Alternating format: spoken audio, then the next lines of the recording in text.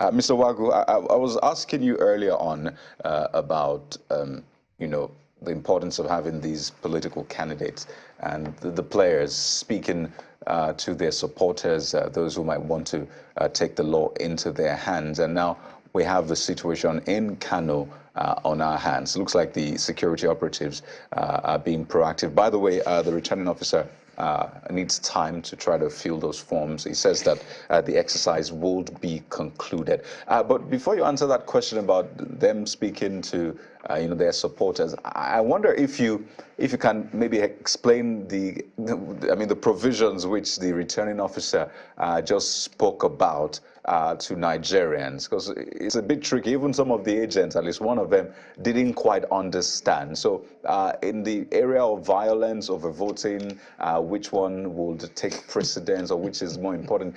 A bit tricky for those who have not been involved in this election process. So can you maybe break it down for us in simple English? I think he broke it down in simple English.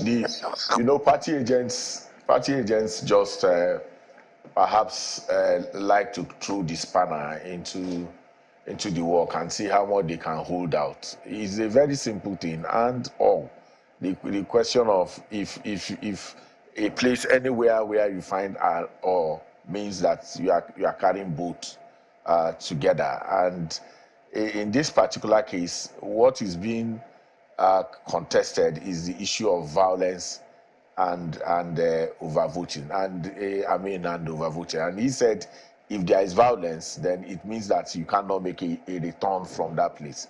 That he is going to lean on the side of violence, which is already clear in that in the manual with which that they are reading. So the returning officer is the be it and end it in that particular place, and he has taken a point, and the party agents agree with him. 10 of them agree with him. Only one is opposed to that. And in my view, he was just raising issues that perhaps were unnecessary at that point. And I think the returning officer has shown a lot of patience, a lot of understanding of the process, which is what we have always called for. That returning officers, especially those drawn from the academia, are not just mere announcers. They must be themselves people who are immersed in the process and procedure in a way that allows them to be able to take decisions that will be seen to be fair.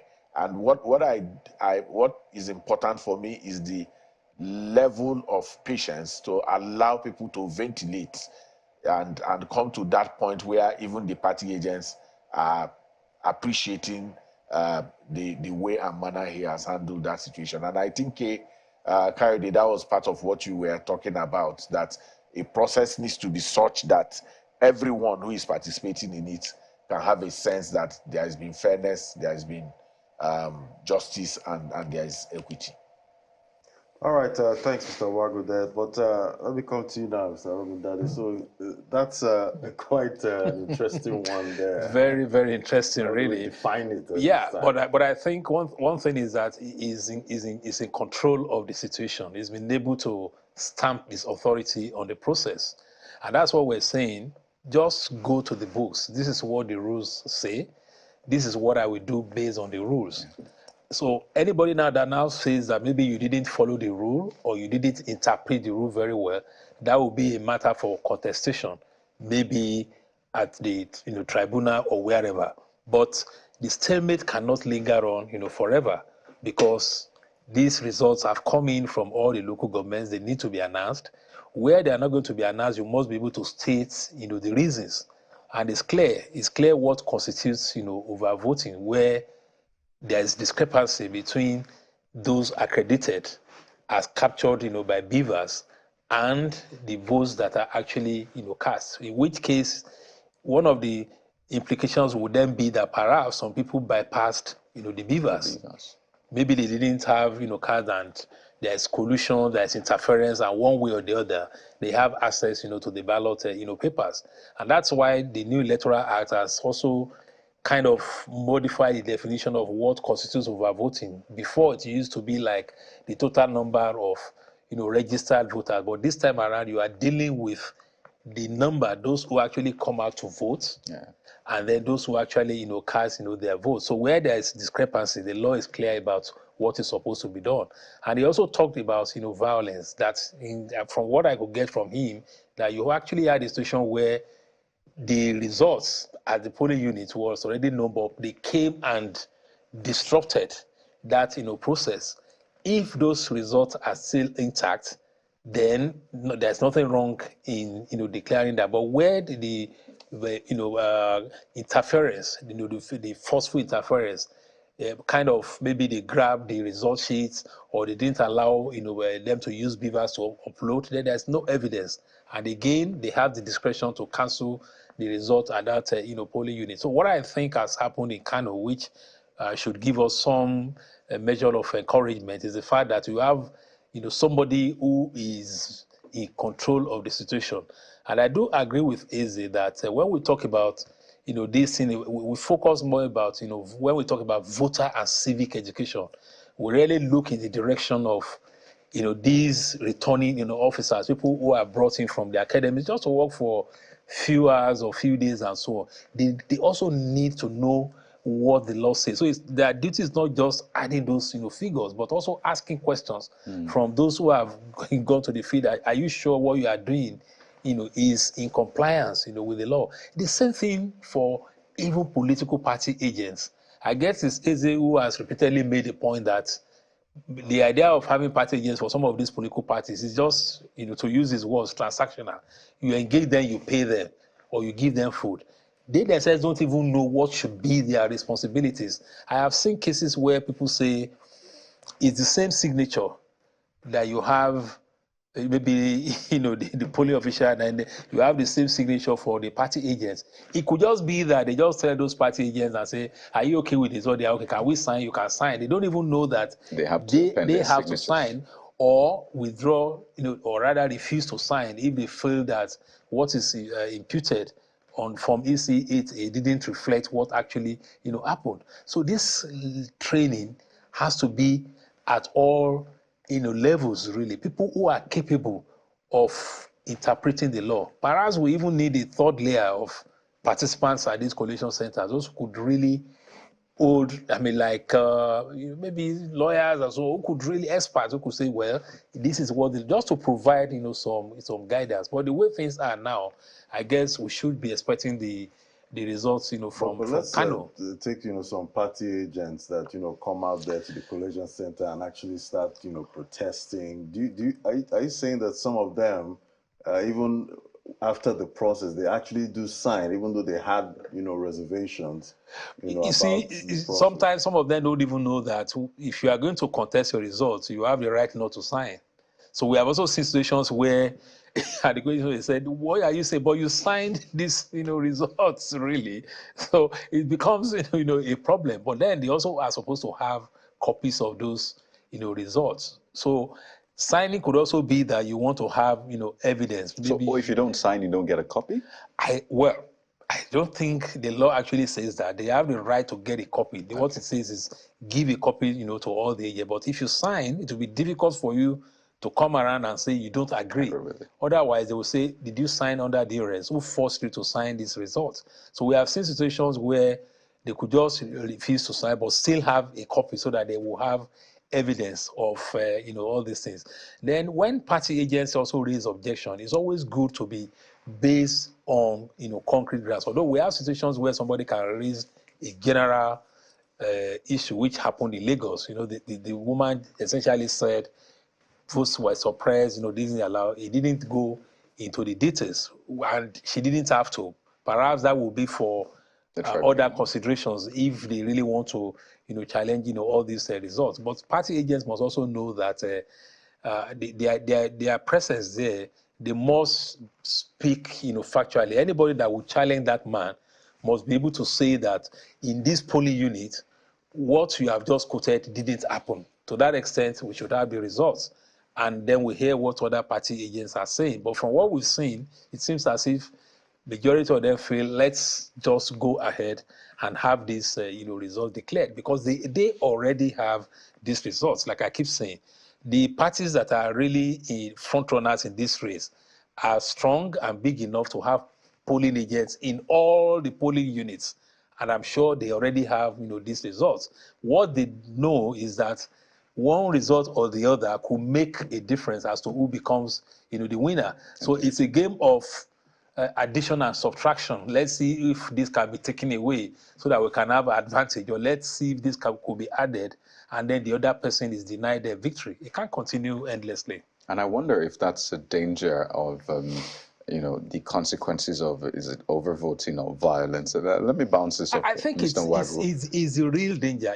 If everything goes on smoothly and you have the voting from beavers, it's uploaded, everybody has these results, there will be no problem. But some of these things are deliberate, like we keep saying, because they know it will come to this point.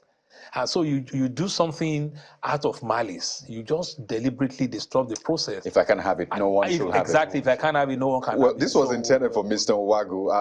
I think, I'm not sure you've had to maybe respond to that question too, because in trying to cure that penchant for violence, I'm saying that if there's violence in a certain polling unit, this is what will be done. If there's overvotes, this is what will be done. As some have said that it is now causing another problem entirely, because the returning officer was saying in any case, nobody got credit for those areas where we had those challenges. And some will say, what if that was a stronghold? What if that was an area where this candidate was expecting to garner some sort of extra vote? So I don't know if that's a consideration that has been brought up, if there's a plan to maybe find some way to review it in the coming days when we get a chance to take a look at the law again. Well, I think we have to also background. We need to background how we always get all of these things. Section 65 of the Electoral Act is a product of trying to cure a particular malady, like we said, which is the fact that the politicians simply took a line that once they compromise electoral officials and they make a call and make a return, and that return cannot be, tampered with except by the courts. So that provision of the Electoral Act came in to be able to resolve these kind of issues. But when you solve a problem, another one comes, and that is the place of electoral reform. We need to see through all of this, and that's why there is a keen interest in watching, all of this process to be able to draw lessons. And I think yesterday, we made that point about the fact that is a harvesting period of lessons, of things that needs to be improved upon, and what we can get better. But the issue of using this very method to deny candidates victory or make them lose in places where they are strong or weak is rather far-fetched, because it's far-fetched because it's about the law. Something has to happen. You can't build nothing something on nothing.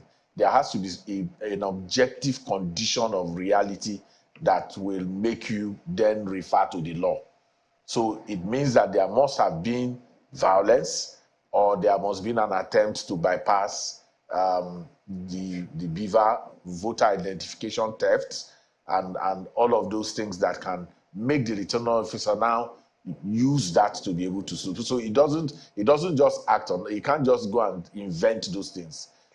Something must have taken place. But in all of this, the Kano situation presents perhaps somebody who appears to understand, the process in a way that is able to explain it to everybody to understand, and even those who are trying to be mischievous, mischievously interpret the guideline or the manual are reined into line through superior logic and argument. And that for me is very, is key, and we can't over, you know, score the point about the need for knowledge of those who have to participate in this process. If otherwise, they can't be the real challenge. They can become the challenge themselves. And there are places where that has happened, you know, in time past. In 2019, we saw that in Rivers, where calculation was even a problem, where in a place that was so lit up, somebody was saying that she cannot see, and all of those things, and created a crisis situation that took us a while to. So, but I think Kano is being managed well, and it seems the tension has gone down, and maybe in a few hours a return can be made from the Kano elections. But all of it for us is we are more now focused on what can we learn, what can we improve upon, and how do we go about improving those things. Yeah, what can we learn? But Mr. Wago, let's look at some possibilities, you know, here. Let's take, for instance, now that the NNPP actually emerges, you know, in Kano State. What do you think that would do to the political climb of Kano State? These are I don't really think that in material terms it will mean anything. It will just mean another set of the same elite driving in another complexion. You know, if you hybrid a gorilla and a leopard, it will only produce a colored animal. So I'm not thinking in real terms, because these are the same people. Like I said, these people ran government for 8 years. 8 years together as governor and deputy. And then the one who is handing over, the one who is running, is a product of the same system. None of them came out from either, you know, outside of the system. They are people who have been playing within this system. Objectively, what will matter will not be the platform with which people get power in 2023. What will matter will be the quality of citizen oversight and vigilance. And even if you elect the best person in the world and this denominator is absent, you are not going to get outcomes that can shift the needle in any material particular. So I've looked at all the political parties, the ones that are playing now and they are dominant. What will hold results for the people will be how much they are able to oversight them and hold them accountable. And that, for me, it will be a post-election conversation that is important, because that's the missing link. The ceremony, the enthusiasm, the effort, the energy that we put into electing people, we don't put half of that into holding them accountable. And that's why when they get elected, they become overlords. They become czars and emperors, and nobody can talk to them. But we need to strengthen those instruments, those mechanisms of citizen empowerment, like understanding the budget, like engaging the budget in a more practical way, like, you know, oversighting projects, and even going to find out quality of those projects and getting the documents that those projects are, you know, emanate from, to interpret them in a way that can help citizens say, look, you promised this, this is not what you're doing, this is not what you're doing. Except that happens, we'll be emphasizing platforms, we'll be we'll be building personality cults and worshiping heroes that eventually will lead to frustration and anger. And then in the next 4 years, we are back again chasing new heroes or chasing new, you know, platforms that would eventually not pay up for anybody. And obviously, the economic realities are still staring us in the face at this time. We know the president-elect is going to inherit about 77 trillion naira, you know, in debt. So at the end of the day, we need to figure out how to, you know, pay off some of these debts and actually have money for developments. But let me come to you now, Mr. Arugundade. So, talking about post-election, conversations, we did hear the LP governorship candidate earlier. He said he wasn't going to call our governor, who was re-elected, that he's not going to give him that call. He's not going to congratulate him. And I'm wondering, there's a lot of, contenders at this time that are disgruntled. They don't feel like, the election was done right. They don't feel they got the good, end of the stick. So if this attitude or this reaction, continues, going forward, what does it mean for, our democracy? Is it time for some of them to just say, you know what, fine, I have my reservations, but, I lost. Let me just congratulate you and carry on. What do you think?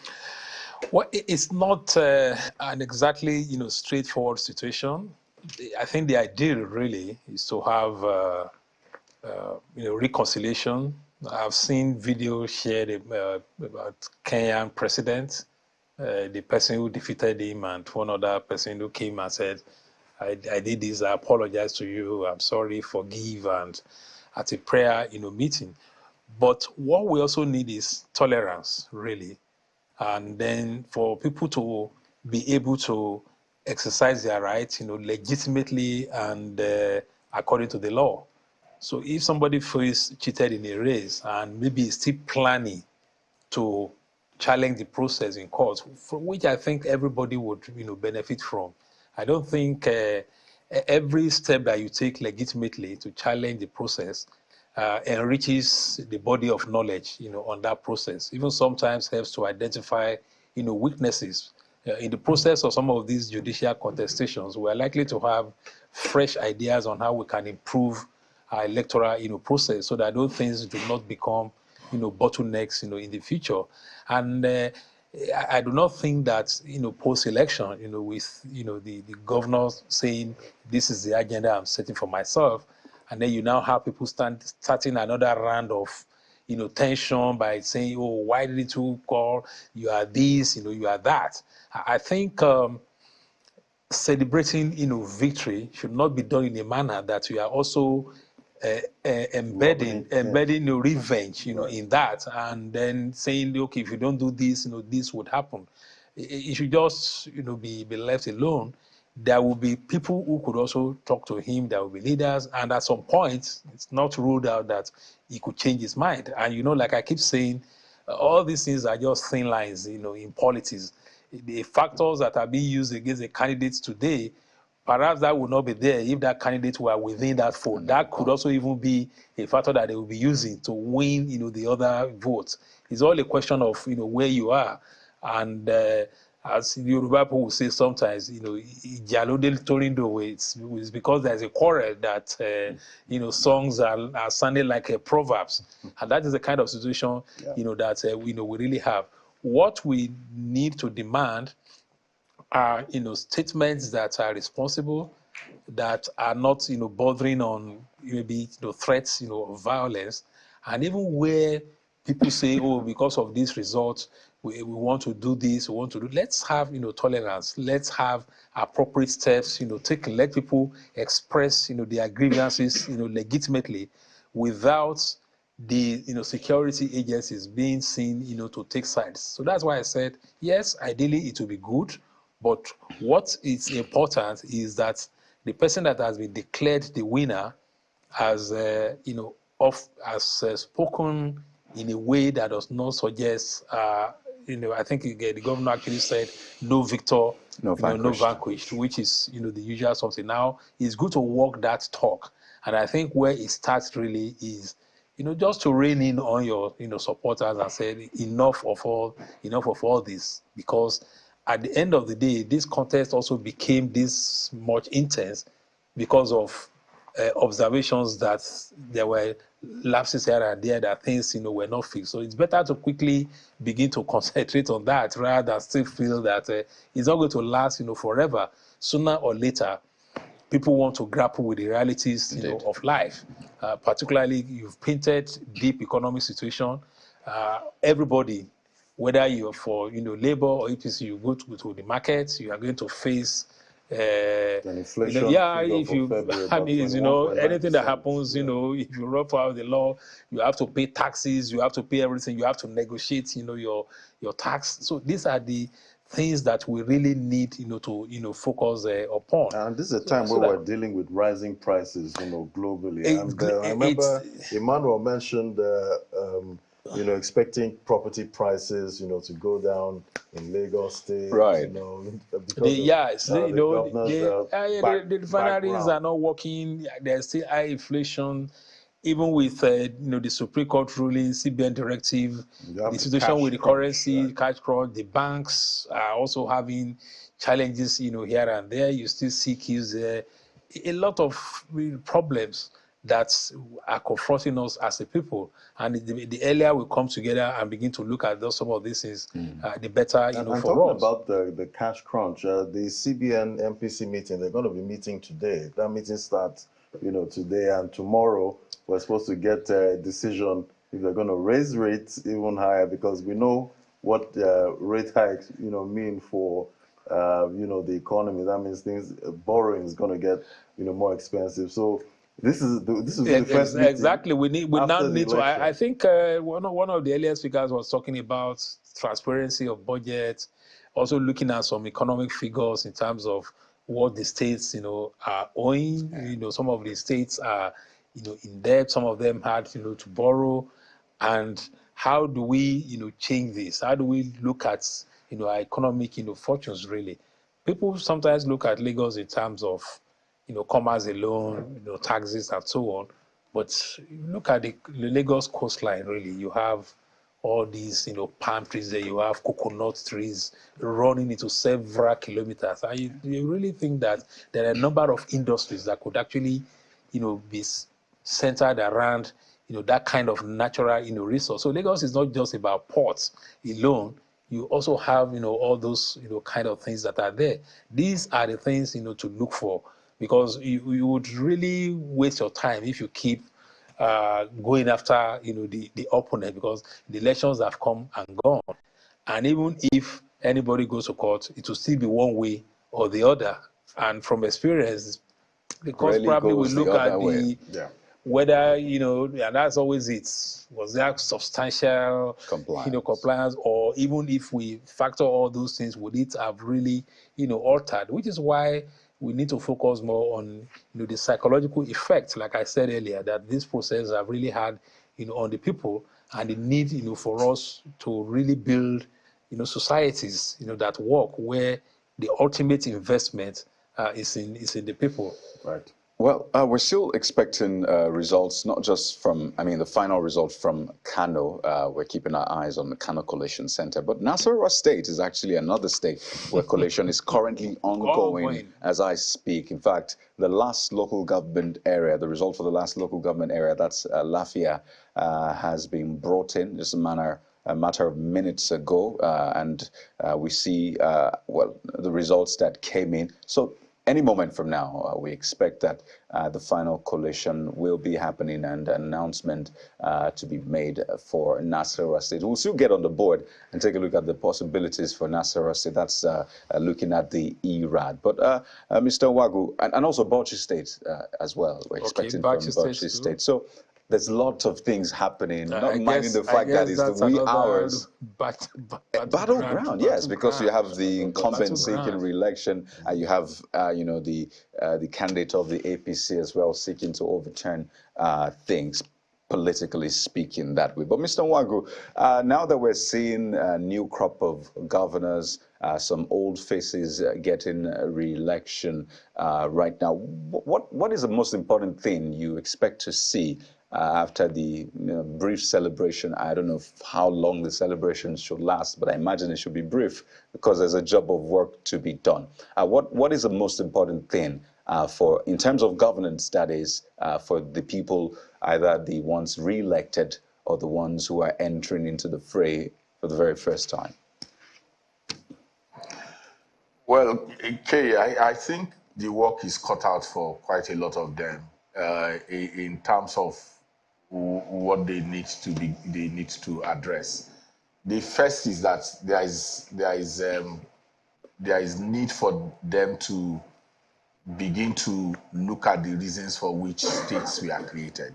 The argument for state creation is viability. There is a template that is put out before your state is created, you know, that you are able to self-sustain. And the way we've been endowed is that for every state in Nigeria, there is abundant natural resources, human resource, that if they are able to tap, they would revive, first and foremost, the psyche of their people and remove this sense of entitlement that most of our people have. You have a majority of your people who are not working, who are not engaged in any productive activity, and who depends on, you know, gifts and largesse from whoever to survive. So if you talk about Nasarawa, for instance, the natural resources, columbite, tin, all kinds of, as we speak now, there are, you know, Asians who are in Nasarawa state and artisanal miners who are running amok in that state and taking away the resource of the people without putting back anything in reality. So harnessing all of those things will be important.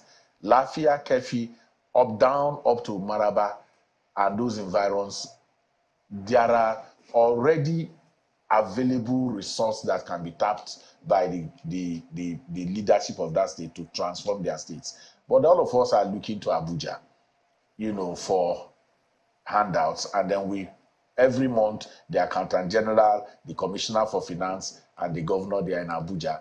90% of the time they live in the Federal Capital Territory and visit their states. So the idea of even looking in to see what is possible is been a challenge. For most of Southeast, for instance, the whole idea of, you know, insecurity has enabled a situation in which nothing, governance has completely ceased.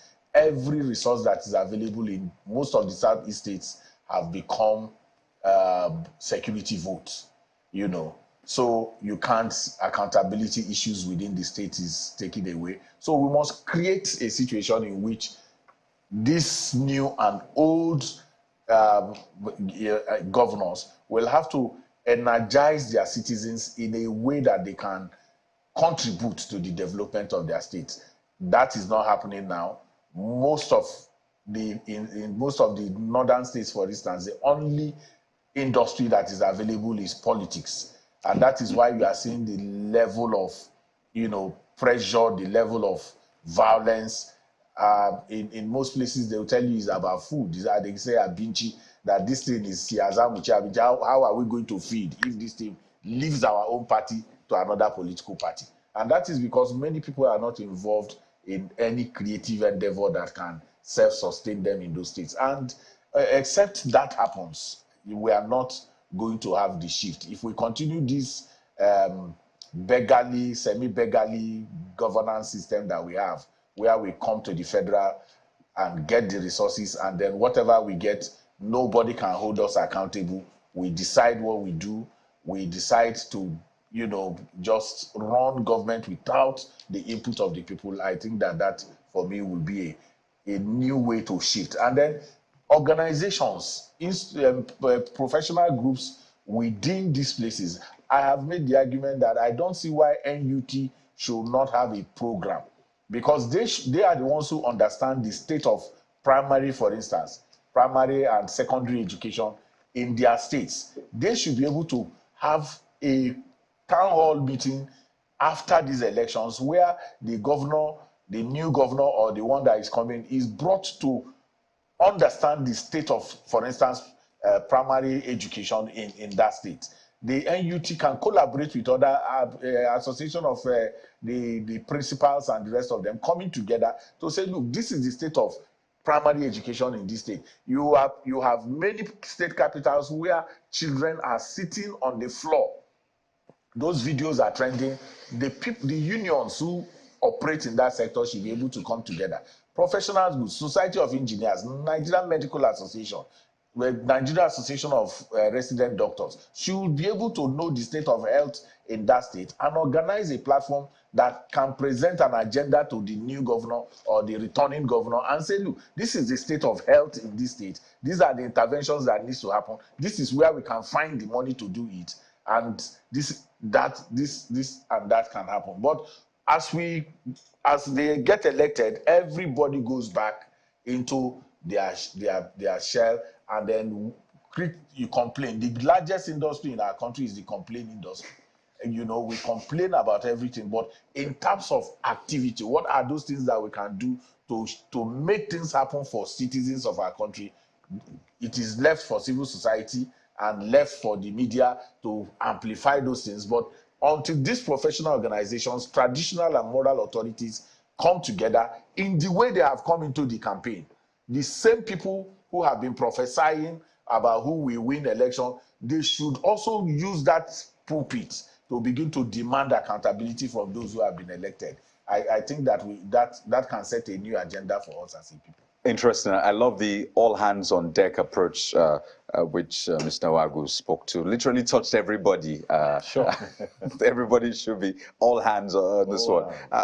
Well, you try to run for office, and I promised that we're going to explore that conversation. And this is for people who, who have that desire. They look at political offices and say, well, I should get into the fray. I could do this. Some go all the way, become candidates.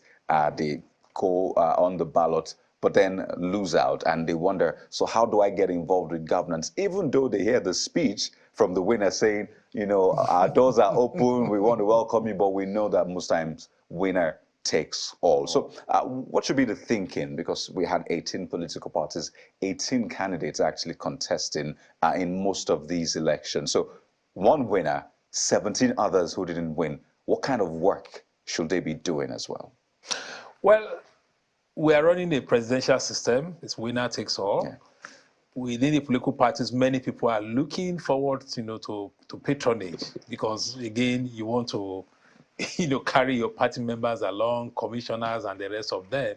And somehow it makes it difficult. It will be good to see a governor or a president maybe going out of the party and say, I identify this person is good, let that person, come into the fold. But you're also likely to have resistance legitimately by those who will say, look, we work for this victory.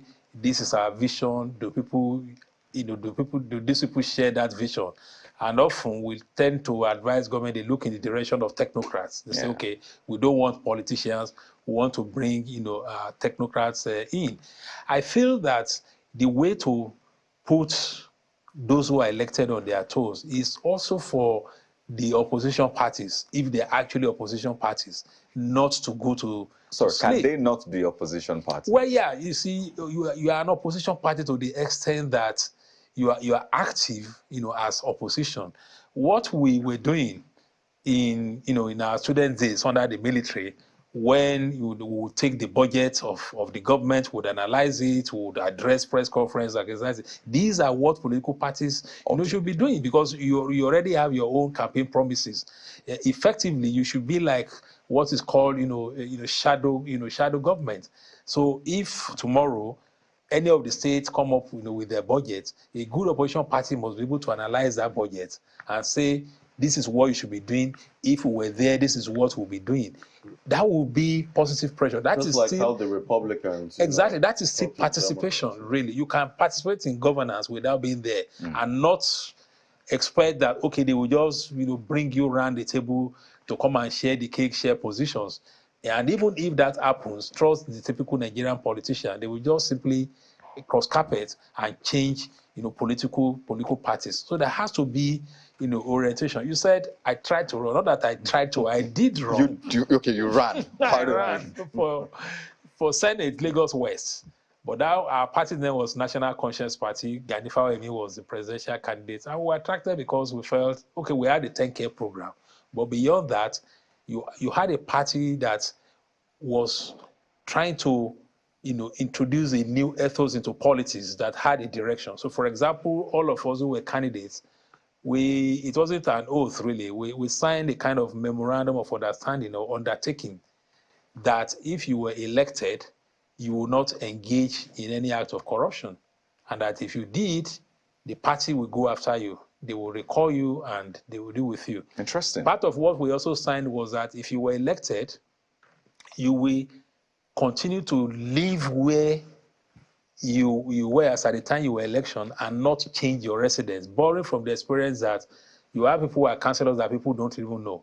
So the idea of Chief Ganifa, which the party accepted then, was that look, if you were living in a rented apartment as at the time you were elected into the House of Assembly or whatever, you will continue to live. You have to maintain that same standard of living. That. You won't leave that place. But how high does this go? Pardon me. It allows people to, so people then can see you on a daily basis.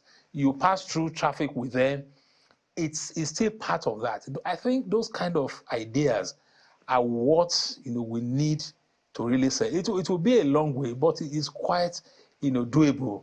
And so those were the kind of things that encourage us then. And as I used to tell my colleagues when I'm doing media training, I said, well, I ran in that election. I did not win, but I did not lose because I came third in that election. Came third? The AD candidate then, Senator Afikoyomi, came first. What year was that? This was 2003.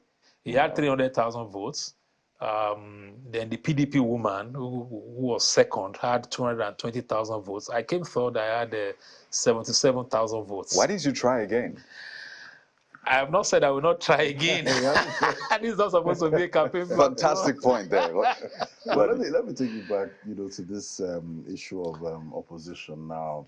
The way we have it here, in Nigeria, we see, the opposition, they more talk about other issues. They don't look at, the pressing economic issues and maybe prefer solutions that they believe would work. What does that tell us about, the whole system here? Is it that the mindset of the politicians is not really about developing I think for some of them they are opposition to the extent that they are looking forward to patronage. And so when you even see some parties probably on some genuine grounds saying we are opposed to this, you see some are saying, oh, we support, we endorse, we are coalition of political parties, because they're looking for pegs here and there. It's one of those problems why people feel that you sometimes think that you have too many political parties. Some of us don't agree. There are also parties that at their own level are actually effective opposition, but probably because of their size and so on, they don't have as much visibility as they should have in the media. And I guess we need to also go after them as media. These political parties, they shouldn't go to sleep after elections, because they have duties to perform. They're supposed to be involved in all this civic and voter education. Some of them just don't do it because they want to use that platform to bargain and claim that they have certain force, and then they can be absorbed. And you see it happen once in a while. They will say, oh, so person has moved to this party with 10,000 supporters. We used to challenge some of our colleagues. Did you count the number of people? Somebody addressed a press conference and say, I'm moving with 5,000. Where are these 5,000 people? It's just they use it to bargain. Yeah. But we would only make progress, like I said, when we have political parties that make statements on issues of public interest and say, well, this is how this should be done. This is how we do it, and then it becomes some force of example. It puts those who are there on their toes. We must agree that I don't think we still have that kind of opposition parties that we should have, and I don't think it's about the system. Personally, I feel the good thing about parliamentary system is that it puts the opposition right at the front of debate. So if something is happening, it's the leader of opposition that will lead the questioning of the prime minister, as we see in Britain. But nothing says it shouldn't happen here. Often the lines are just blurred, particularly at the level of the bigger political parties. Mr. Wagu, I mean, I doubt if you've run for office, so I wouldn't ask you that question or bring that angle in. But well, you can confirm, just for our viewers, for the benefit of those who don't know. Okay, I'm not going to run for office. I'm not running. Not yet. I'm not running. Oh, there you go. Not The yet. caveat Not again. yet. I think the conversation about opposition is important. I think it's important to situate it properly in terms of what they can do to make things a bit much better and play that role effectively. Whether it's a presidential or a parliamentary system, the opposition's job is well cut out for it. During the harder farmer crisis that we had, the government brought out the livestock transformation Plan. agenda, which they called NLTP. Ruga, for instance. There was no statement from the opposition political parties critiquing or even supporting that policy. There is the growth agenda that the Buhari government has brought out. No intervention, no engagement with it. It is always the media, civil society coming to discuss those things. Channel will have probably a whole week discussing those things. We have decimated the political party system by this idea of voting for individuals rather than party.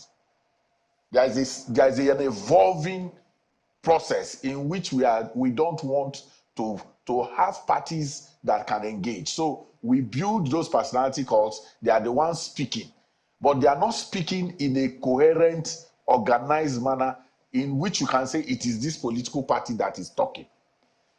And in reality, when you also say, what do they represent? What is their idea about what kind of economy should we be running as a political party? What kind of educational policies do we need to pursue? Our chapter 2 is there, for instance, that has already clearly defined things that opposition parties can use to engage the position party. But like we say, it's the fluidity. You cannot have a system in which people run election under a political party, and in the middle of the day, they just move. And when they move, like we say, there are no issues. The parties that even brought them, they will create the crisis, because the constitution says that they can only move if there is a crisis. They will go and precipitate a crisis and then use it to move to another political party. That fluidity, we need to do something about it. I am thinking even right now that if you get elected under the banner of a party, we should be able to find a law that can keep you there, so that this whole fluidity, in the morning you are PDP, in the evening you can move to APC, then later in the course of this election there is even a candidate who moved 3 times into different political parties, and it's so funny that's where we are. So opposition will come when there is differentness.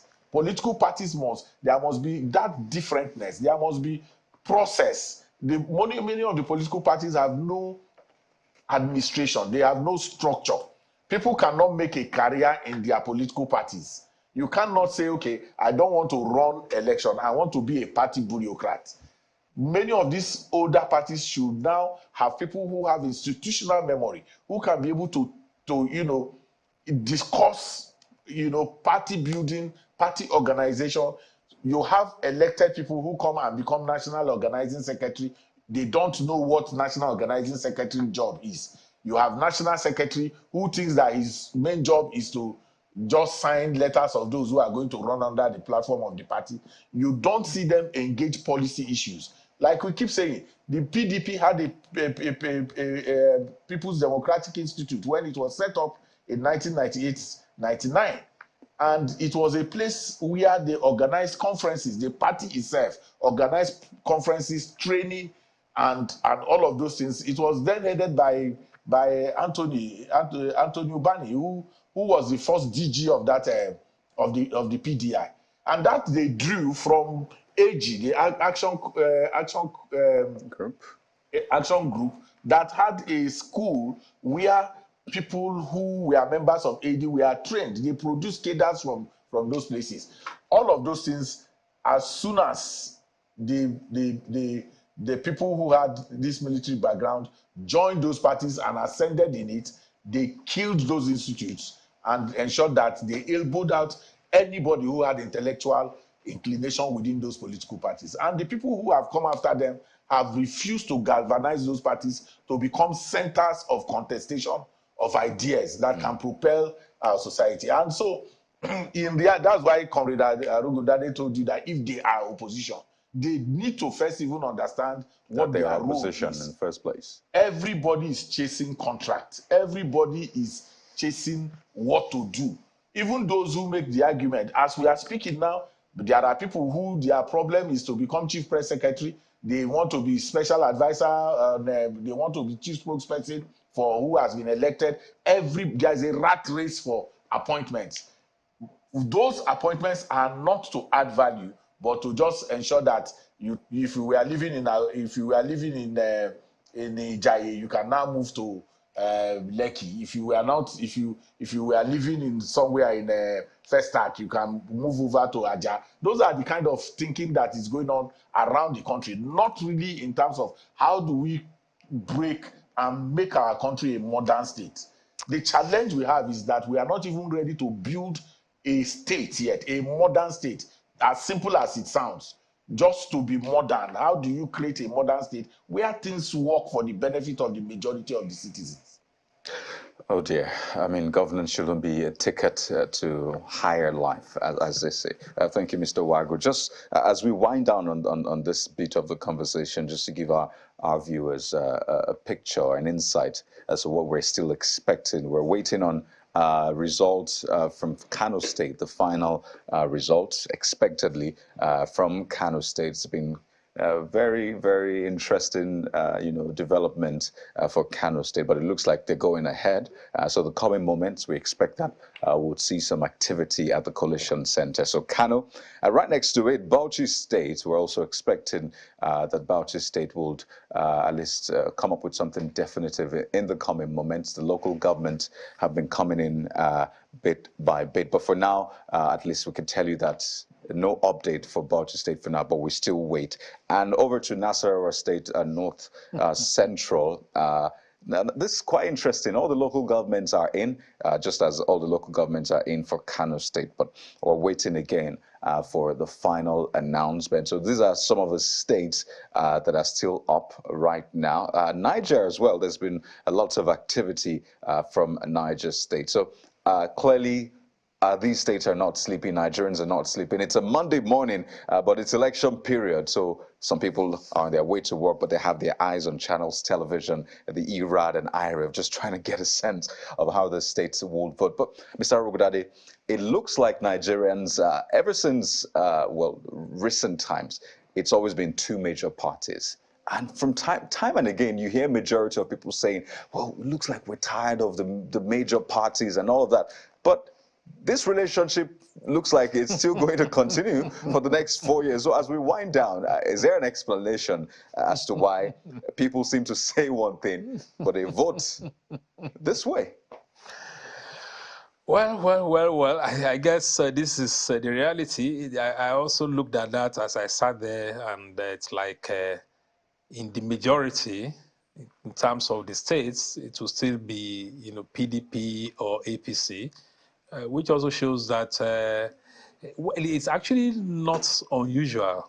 We see it in other democracies, even the so-called advanced democracies, where they would definitely tell you that some states are traditionally, Republican. Yeah, Some states are traditionally Democrats, and then you have those they call, swing states, who, fortune and so on. In some cases, you have states that for many, many years, in several election cycles, they never voted one way, and then it changes. But I feel that if we look at it at the level of governorship, this map really would think that nothing has really changed. Significantly. But if we look at the previous map of the presidential and national assembly elections, in terms of exactly. So you see, a different. If only the these were colors governors, seem brighter actually. now, really. Yeah. It will have been interesting if we then have this 12-12-12 as we had it for the presidential, something. So, but looking at this, you would see that it's true that before now we've also had some other parties. Well, it wasn't always exactly, two, but in terms of number of, senators, elected, if you look at what we have, yellow there, it's higher than we used, to have. And so something definitely has changed in some states. Some traditional parties have changed position. Remember, we're talking about Lagos. It used to be PDP coming second. Now it's Labour Party. This is something that we need to reckon with, and also the fact that even some of these states really they fought real battles to get to where they are. What this might then mean is that people will feel encouraged that if we have parties, if we have the right ideas, perhaps our people are not so fixated. But at the same time, we can't dispense with tradition in terms of the way people vote. People will tell you that, but for Labour, probably the entire South would have still gone the way of PDP. Still would have gone the way of PDP. But statements have also been made that if you look at the population, some definitely felt that we didn't want these two, and that was what we saw in terms of the voting pattern in the presidential elections. It could be the personality of the president or what. That's a great place to anchor. It's been a very interesting conversation. I've learned so much, but we have to run now. I know we have to run, but let's make this appeal as we're looking at this post-election, really, because our colleagues in the media, either as spokespersons, have been part of this. I think this toxic, ethnic hatred languages, we need to use this platform to appeal. And I just want to say it on one note. Look at Lagos, for example. We are here because we fought for democracy. That's what I'm saying. Okay. When we're all fighting the military fired their bullets and kill anybody. When we're doing June 12, everybody was involved. Olisa Agbakoba, Chima Obani, Bayo Onanuga, Femi Ojudru, Bekora Sonkuti. So all of us, we paid a price to have this democracy. It will be too bad if we now have this democracy and we're suddenly, running against ourselves because of where we come. So we paid a lot of price for this democracy, and we still have to do much more to sustain, this democracy. Very instructive. We cannot afford to have xenophobic attacks. Absolutely. I think that's a great place to leave a very instructive parting shot. Mr. Lanre Arogundade is Executive Director, International Press Center, also an IRAD analyst, so it explains why we've been walking through this map, as well as Mr. Ezewa Wagu joining us from our Abuja studio. It's been great having you, Mr. Wagu. He's also an IRAD analyst and chair partner for Electoral Reform. Gentlemen, thank you so much. Not just for joining us, but for your service to the nation. Thank you once again. And thank you for your great work. Absolutely. Thank you. We'll share that tea very soon.